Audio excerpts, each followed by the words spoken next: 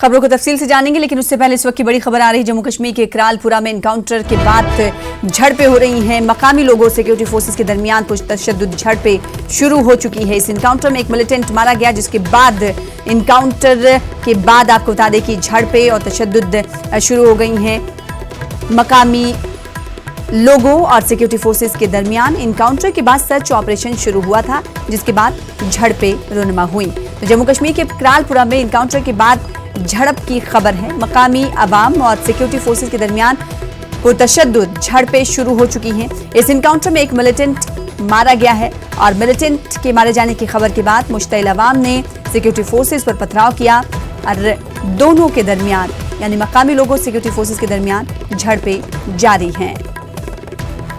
आपको बता दें कि जम्मू कश्मीर के करालपुरा से खबर यह है कि इस में एनकाउंटर के बाद झड़पें हो रही है। इस एनकाउंटर में एक मिलिटेंट को ढेर किया गया है, मारा गया है, जिसके बाद मकामी लोगों और सिक्योरिटी फोर्सेस के दरमियान पुरतशद्दुद झड़पें शुरू हो गई हैं। एनकाउंटर के बाद सर्च ऑपरेशन की कार्रवाई अंजाम दी जा रही थी। इसी के बाद मकामी लोगों की जानिब से एहतजाजी मुजाहरा किया गया और सिक्योरिटी फोर्सेज पर पथराव किया गया, जिसके बाद मकामी अवाम, मुश्तइल अवाम और सिक्योरिटी फोर्सेस के दरमियान झड़पें जारी हैं।